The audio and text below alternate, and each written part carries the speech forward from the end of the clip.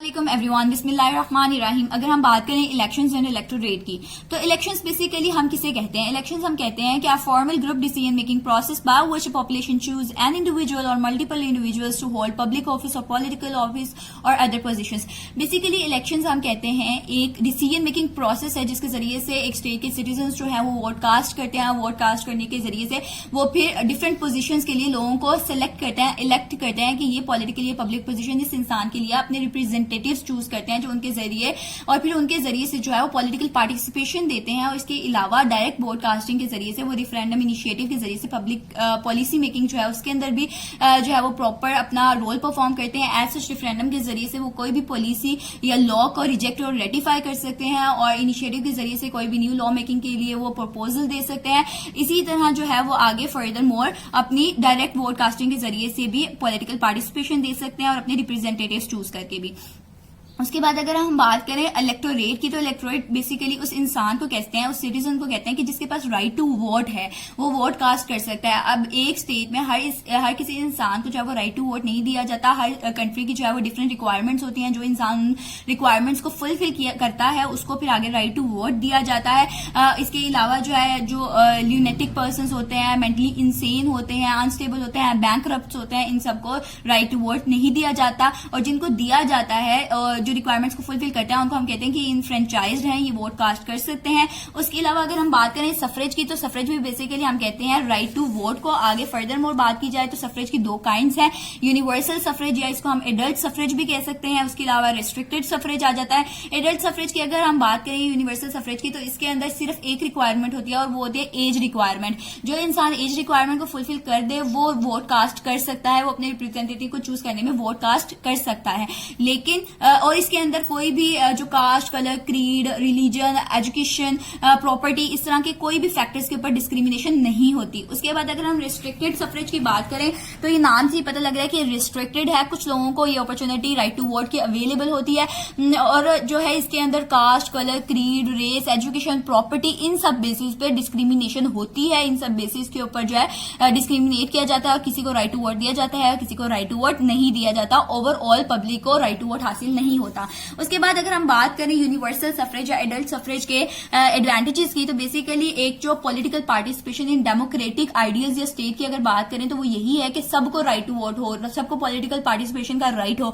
और to somehow majority of the countries जो है वो यूनिवर्सल सफरेज को एक्सेप्ट करती हैं, उसके जरिए से जो है वो इलेक्शंस को प्रोसीड करती हैं। और कुछ कंट्रीज जो है वहां पे रिस्ट्रिक्टेड सफरेज होता है, लेकिन वहां पे भी उनका मेन मोटिव जो होता है टू सम हाउ वो यूनिवर्सल सफरेज को ही टटोलना होता है कि सबके इंटरेस्ट को फुलफिल किया जाए।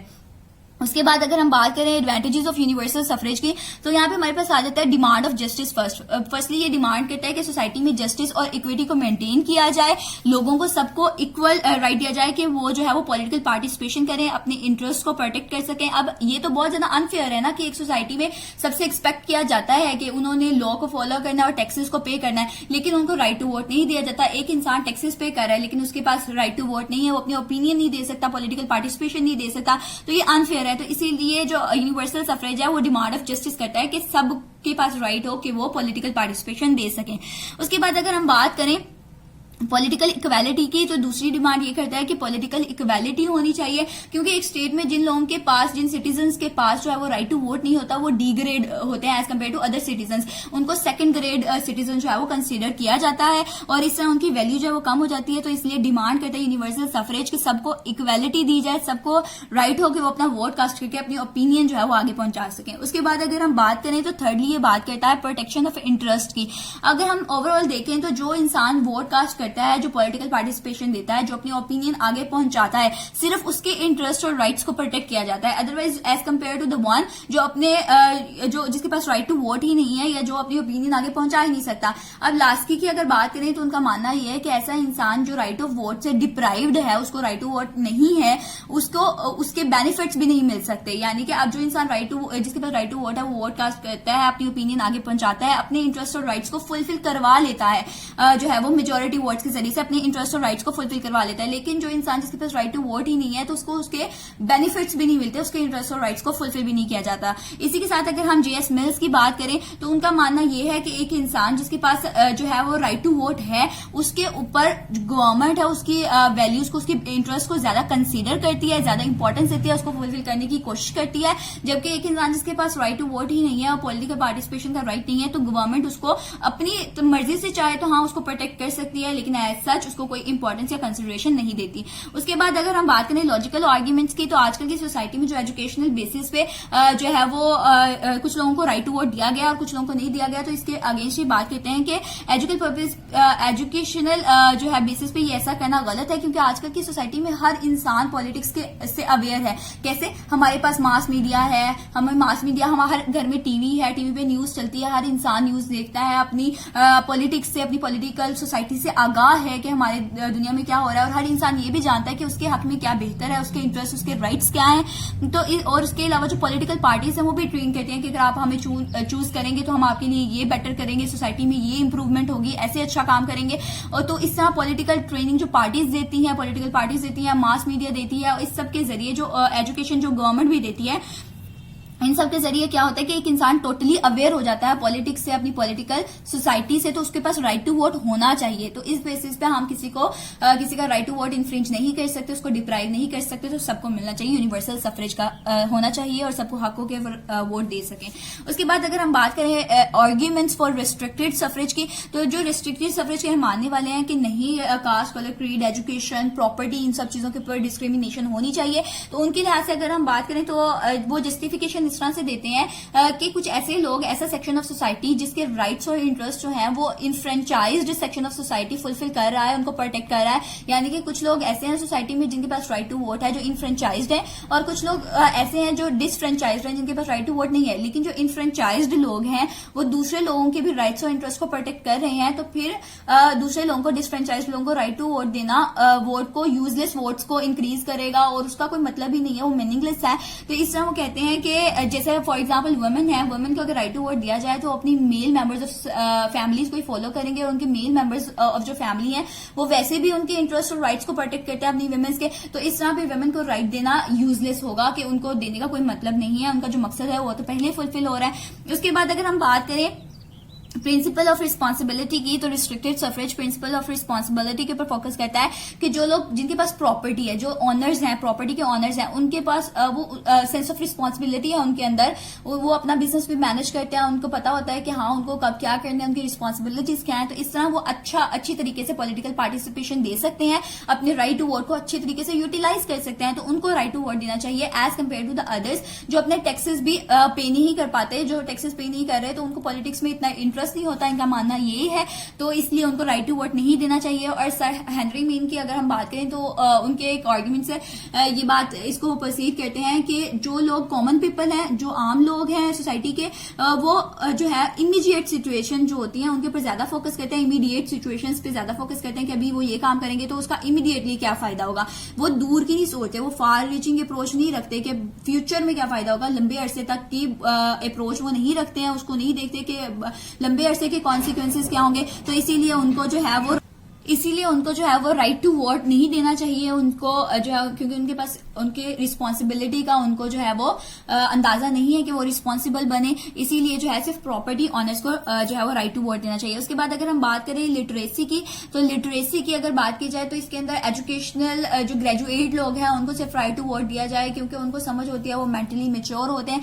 लेकिन अगर टोटली बात की जाए इसके ऊपर, तो ऐसा जो है वो हरमन फाइनर का अगर हम इसके ऊपर आर्ग्यूमेंट देखें तो उनका मानना यह है कि समटाइम्स क्या होता है, कुछ ऐसी सिचुएशंस होती हैं जिसके अंदर एक इलिटरेट पर्सन की जो ओपिनियन है ना वो ज्यादा मेच्योर और ज्यादा रिफाइंड जो है वो प्रूव होती है, कि वो ज्यादा अच्छी साबित होती है as compare to a literate person. तो इसलिए जो है वो उनका मानना ये था, लेकिन इसके ऊपर काउंटर आर्ग्यूमेंट जो है वो हरमन फाइनर ने किया। और उसके अलावा जो है कंक्लूजन की तरफ अगर हम बढ़े तो कंक्लूजन में हम देखते हैं कि बेसिकली आजकल की सोसाइटी में जो है फर्स्टली जो एजुकेशनल बेसिस पे इसको रिजेक्ट नहीं करना चाहिए, एज वी टॉक्ड अर्लियर कि एजुकेशन हर इंसान तक पहुंच रही है डिफरेंट मास मीडिया के जरिए से और जो पार्टीज ट्रेनिंग है उसके जरिए से। उसके अलावा अगर हम बात की जाए तो ये बात होती है कि एक सोसाइटी को अपना सफरेज का जो स्टाइल है वो देख के रखना चाहिए कि उसकी सोसाइटी के अंदर, उसकी स्टेट के अंदर सोशियो इकोनॉमिक और कल्चरल स्टैंडर्ड्स क्या है, वैल्यूज क्या है, किस तरीके से वो सिस्टम चल रहा है, उसके लिहाज से उसको सफरेज अपना रखना चाहिए। जैसे अगर कुछ सोसाइटी जिसके अंदर वुमेन जो है वो सिर्फ हाउस होल्ड संभालती हैं और उनके ओपिनियन भी ऐसी ही है जैसे उनके मेल मेंबर्स ऑफ फैमिलीज के ओपिनियन है, सेम ओपिनियन है दोनों की, तो यूजर्स वोट्स इंक्रीज होंगे, तो उसमें वुमेन को एज सच जो है वो इंक्लूड नहीं करना चाहिए, राइट टू वोट नहीं देना चाहिए, क्योंकि यूजलेस वोट्स इंक्रीज होंगे। इसी के साथ अगर जो है कुछ ऐसी सोसाइटीज जिसके अंदर जो है सारे अपनी पॉलिटिकल पार्टिसिपेशन देते हैं, अपनी सेल्फ गवर्नमेंट से आगाह हैं और वो जो जानते हैं कि क्या उनके लिए बेहतर है क्या बुरा है और उसके लिए बोलना भी जानते हैं, तो ऐसी सोसाइटी में पहले लोगों को सेल्फ गवर्नमेंट के लिहाज से उनको ट्रेन करना चाहिए और फिर उनको राइट टू वोट देना चाहिए। इसी के साथ हमारा जो है आज का उसके बाद हम अगले टॉपिक की तरफ बढ़ते हैं। आज के अगले टॉपिक की तरफ वो ये है कि बेसिक प्रिंसिपल्स रिगार्डिंग इनफ्रेंचाइजमेंट क्या है। अब हमें ना कुछ बेसिक प्रिंसिपल्स दे दिए हैं। अब डिफरेंट कंट्रीज में ना डिफरेंट रिक्वायरमेंट्स है कि हाँ जो इंसान की रिक्वायरमेंट्स फुलफिल करेगा उसको जो है वो राइट टू वोट दिया जाएगा। उसके अंदर हमारे पास बेसिकली आ जाती है एज रिक्वायरमेंट। एज रिक्वायरमेंट में डिफरेंट कंट्रीज ने एक एज सेट कर दिया कि हाँ इस एज में जब इंसान पहुंचता है तो वो मेंटली मेच्योर हो जाता है, वो सेंसिबल हो जाता है, उसको अपनी रिस्पॉन्सिबिलिटी का एहसास हो जाता है और वो समझने लगता है चीजों को। तो जब उसकी वो एज रिक्वायरमेंट फुलफिल हो जाए तो वो वोट कास्ट कर सकता है। अब डिफरेंट कंट्रीज में डिफरेंट एज रिक्वायरमेंट्स रखी गई हैं, वरी करती है कंट्री टू कंट्री। जैसे अगर हम बात करें इंडिया की और ब्रिटेन की तो वहां पे 21 ईयर्स जो है वो रखी गई है कि इंसान जब 21 साल का हो जाए तो उसको इन्फ्रेंचाइजमेंट का राइट दिया जाए। उसके अलावा जो है पाकिस्तान में देखा जाए तो 18 साल जो है वो एज रिक्वायरमेंट है, सोवियत यूनियन में 18 साल है। उसके अलावा जर्मनी की अगर बात की जाए तो वहां पे 20 साल है। इसी तरह ये 18 से 25 के दरमियान में जो है वो बदलती रहती है। कुछ कंट्रीज में कितनी है, कुछ कंट्रीज में कितनी है, 18 to 25 ये वरी करती रहती है। उसके बाद अगर हम बात करें वुमेन सफरेज की तो वुमेन सफरेज के लिहाज से लोगों का मानना कुछ कंट्रीज जो डेमोक्रेटिक सोसाइटीज है उनके अंदर ये है कि सब सिटीजन को इक्वली राइट्स दिए जाए, सबको राइट टू वोट दिया जाए और वुमेन को भी राइट टू वोट दिया जाए। लेकिन कुछ कंट्रीज में कंसीडर किया जाता है कि वुमेन जो है 19वीं सेंचुरी 19वीं सदी के आखिर तक अगर हम देखें तो ये माना था कि वुमेन जो होती हैं वो केपेबल नहीं है सच के वो पॉलिटिकल प्रॉब्लम्स को समझ सकें, पॉलिटिकल पार्टिसिपेशन दे सकें। लेकिन बाद में क्या हुआ, 1918 में जो पीपल रिप्रेजेंटेशन एक्ट आया उसके जरिए से जो प्रॉपर्टी ऑनर वुमेन थी उनको राइट टू वोट दिया गया। जिनके पास प्रॉपर्टी थी उनको राइट टू वोट दिया गया क्योंकि वो टैक्सेस पे कर पाती थी। और उसके बाद जो है 1928 में वुमेन सफरेज में जो है वो एक्सटेंशन हुई राइट एक्ट्स के जरिए से। उसके बाद अगर हम बात करें इनके आर्ग्यूमेंट्स अगेंस्ट जो वुमेन सफरेज के अगेंस्ट जो आर्ग्यूमेंट्स हैं उसके अंदर हम देखें तो डिफरेंट लोगों का मानना ये है, कुछ लोगों का मानना ये है कि वुमेन्स जो है वो अपनी हाउस होल्ड में बहुत ज्यादा बिजी होती हैं, डोमेस्टिक अफेयर्स में उनका बहुत ज्यादा काम होता है तो वो जो है पॉलिटिकल पार्टिसिपेशन को टाइम नहीं दे सकती। इसके अलावा अगर वो पॉलिटिकल पार्टिसिपेशन देंगी, दूसरा पॉइंट ये है कि वो पॉलिटिकल पार्टिसिपेशन देंगी तो उनकी वो वुमेनली क्वालिटीज जो है वो जो वुमेनली क्वालिटीज जो हाउस होल्ड संभालना और ये सब है वो भी जो है वो एडवर्सली इफेक्टेड होंगी, बुरी तरह से मुतासिर हो जाएंगी। उसके अलावा तीसरा पॉइंट ये है कि वुमेन्स जो है वो पॉलिटिकल पार्टिसिपेशन में इंटरेस्ट ही लेती। चौथा पॉइंट ये कि वुमेन्स जो है वो पॉलिटिकल पार्टिसिपेशन और पॉलिटिकल प्रॉब्लम्स को समझने के लिए इतनी ज्यादा कैपेबल नहीं है, वो इनकेपेबल है इन सब चीजों को समझने के लिए। और उसके अलावा पांचवा पॉइंट ये कि उनको जो है वो कमजोर और इमोशनल कंसीडर किया जाता है इस सोसाइटी में, एक सोसाइटी में, तो इसलिए उनको राइट टू वोट नहीं देना चाहिए। उसके बाद अगर हम हरमन फाइनल की बात करें तो उनका मानना ये था कि वुमेन चूंकि अपने मेल मेंबर्स फैमिली के लिहाज से ही वोट देती हैं तो उनको वोट देना ऐसे है कि वोट्स को जाया करना यूजलेस हो जाएंगे वोट्स, तो इसलिए उनको राइट टू वोट नहीं देना चाहिए। उसके बाद जो है अगर हम बात करें तो इसी तरह आ जाती है कि वुमेन्स की जो इंटरेस्ट और राइट्स हैं वो मेल मेंबर जो है वो प्रोटेक्ट कर लेते हैं। अगर वो उनसे कोलाइड नहीं करें उनके राइट्स तो वो प्रोटेक्ट कर लेते हैं, तो इसलिए वुमेन्स को ज्यादा राइट्स ये राइट टू वोट देने का जो है वो मकसद ही नहीं बनता। उसके अगेंस्ट आर्ग्यूमेंट्स हैं। उसके बाद अगर हम बात करें आर्ग्यूमेंट्स इन सपोर्ट की तो वुमेन के सपोर्ट में भी आर्ग्यूमेंट्स हैं। जैसे वुमेन सफरेज के जो कहते हैं कि वुमेन एज सच के एक स्टेट में, डेमोक्रेटिक स्टेट में सबको इक्वली राइट्स देने का जो है वो सबको इक्वली राइट्स देने का जो फिनोमिना वो कंसीडर किया जाता है, तो वुमेन्स को भी इक्वली राइट देना चाहिए, उनको राइट टू वोट होना चाहिए। अदरवाइज ये सेकंड ग्रेड सिटीजन्स में इंक्लूड होंगी और इनको जो है वो डिग्रेड किया जाएगा as compare to the citizen जिनको राइट टू वोट है। तो इसलिए इनको राइट टू वोट देना चाहिए। उसके बाद सेकंड आर्ग्यूमेंट ये है कि आजकल की हर फील्ड में अगर देखा जाए तो वुमेन मैन के साइड बाय साइड चल रही है, कंधे से कंधा मिलाकर चल रही है, हर काम में वुमेन भी आगे हैं। तो उनको अपने राइट्स और इंटरेस्ट को प्रोटेक्ट करने के लिए जो है वो एक प्लेटफॉर्म देना चाहिए और उनको ताकि वो अपने राइट्स और इंटरेस्ट को प्रोटेक्ट कर सकें। उसके अलावा अगर तीसरी बात पे देखें तो जैसा कि हमारा लॉ ये एक्सपेक्ट करती है, हमारी सोसाइटी एक्सपेक्ट करती है कि हर कोई जो है वो लॉ को फॉलो करे और टैक्सेस को पे करे। तो ये बहुत इमोरल बात हो जाएगी कि एक इंसान, एक लेडी जो है वो टैक्सेस तो पे कर रही है लेकिन उसको राइट टू वोट नहीं दिया जा रहा। तो इसलिए इन सारे ग्राउंड्स पे एक वुमेन को राइट टू वोट देना चाहिए और इस तरह सबको जो है वो वुमेन सबको जो है वो राइट होने चाहिए वोट देने के, वुमेन सफरेज होना चाहिए। उसके बाद अगर हम बात करें तीसरी रिक्वायरमेंट की तो वो है सिटीजनशिप की। एक कंट्री में सिटीजनशिप और राइट टू वोट का आपस में बहुत ज्यादा क्लोज रिलेशनशिप है। कुछ कंट्रीज जो है वो नेचुरल बॉर्न और नेचुरलाइज्ड सिटीजन्स इन दोनों में डिस्क्रिमिनेशन करती हैं और नेचुरल बॉर्न यानी कि जो वहीं पे पैदा हुआ, जिसकी बर्थ प्लेस वही जो है वो कंट्री है, तो उस इंसान को राइट टू वोट कुछ कंट्रीज में दिया जाता है, जबकि जो बाद में आने वाले बाशिंदे हैं उनको जो है राइट टू वोट नहीं दिया जाता, बेशक वो जितने लंबे अरसे से रह रहे हो। और लेकिन कुछ कंट्रीज में ये डिस्क्रिमिनेशन फॉलो नहीं किया जाता, उसमें सबको राइट टू वोट दिया जाता है। और कुछ कंट्रीज हैं जिनमें नेचुरल बॉर्न लोगों को ही आगे फर्दर जो है वो एज अ रिप्रेजेंटेटिव कैंडिडेट खड़े होने के लिए जो है वो इजाजत है, अदरवाइज दूसरों को नहीं है। उसके बाद अगर हम बात करें चौथी रिक्वायरमेंट की, जो रेजिडेंशियल रिक्वायरमेंट है, तो वो बेसिकली ये कहती है कि जिस कॉन्स्टिट्यूएंसी में एक इंसान ने वोट कास्ट करना है वहां पे उसका मिनिमम पीरियड ऑफ रेजिडेंट होना चाहिए, कि वहां पे वो कुछ एक मिनिमम रिक्वायरमेंट रख दिया है जो कि 3 से 6 माह है कि वो उस कॉन्स्टिट्यूएंसी में रहे, उस इलाके में रहे और फिर उस इलाके में अपनी इंतखाबी हल्का के साथ जो है अपनी रजिस्टर कराए खुद को कि उसने वहां पे वोट कास्ट करना है और फिर वहां पे वोट कास्ट वो कर सकता है। अदरवाइज वो वोट कास्ट वहां पे नहीं कर सकता, वो वहां पे फिर वोट कास्ट करे और एट अ टाइम एक इंसान एक ही कॉन्स्टिट्यूएंसी के साथ वोट कास्ट कर सकता है। उसके बाद अगर हम बात करें ऑनरशिप ऑफ प्रॉपर्टी की, तो पांचवा एस्पेक्ट ये है, रिक्वायरमेंट ये है कि ऑनरशिप ऑफ प्रॉपर्टी तो कुछ कंट्रीज में कंसीडर किया जाता है, जैसे कि पहले फ्यूडलिज्म से के ओरिजिन से ये इलेक्शंस का मोड आगे चलता आ रहा है, तो इसीलिए कंसीडर किया जाता था यह कि जिन लोगों के पास प्रॉपर्टी है सिर्फ उनको राइट टू वोट होना चाहिए। उसके बाद लेकिन बाद में एडिशनल वोट उनको दिया जाए। बेल्जियम में जैसे जिनके पास प्रॉपर्टी होती थी उनको एडिशनल वोट दिया जाता था, लेकिन उसके बाद बरतानिया में जो है एक एक्ट के जरिए से जो कि था रिफॉर्म एक्ट 1918, उसके जरिए से जिनके पास प्रॉपर्टी थी उनको एडिशनल वोट देने का हक दिया गया। लेकिन बाद में जो है इलेक्टोरल वोट 1940 के जरिए से ये जो है इसको एबॉलिश कर दिया गया है, को खत्म कर दिया गया कि एडिशनल वोट देने का हक नहीं है प्रॉपर्टी बेसिस पे। उसके बाद अगर बात की जाए तो एक स्टेट की रिस्पॉन्सिबिलिटी है कि वो इकोनॉमिक जस्टिस को मेंटेन करे, वहां पे रहने वाले लोगों की सारी जरूरियात को पूरा करे, इक्वल डिस्ट्रीब्यूशन ऑफ रिसोर्सेज और वेल्थ रखे अमंग द पीपल। जब इक्वल डिस्ट्रीब्यूशन ऑफ रिसोर्सेज और वेल्थ होगी तो सारे सिटीजन जो है वो उनकी जरूरियात पूरी होगी और वो अच्छे से अपने वोट कास्ट का जो राइट है वो अच्छे से इस्तेमाल कर सकेंगे और वो सही इंसान को राइट देंगे, किसी भी लालच में नहीं आएंगे और जो है वो अपनी रिस्पॉन्सिबिलिटी को से पूरे करेंगे जब एक स्टेट जो है इकोनॉमिक जस्टिस को एक सोसाइटी में मेंटेन करेगी तब।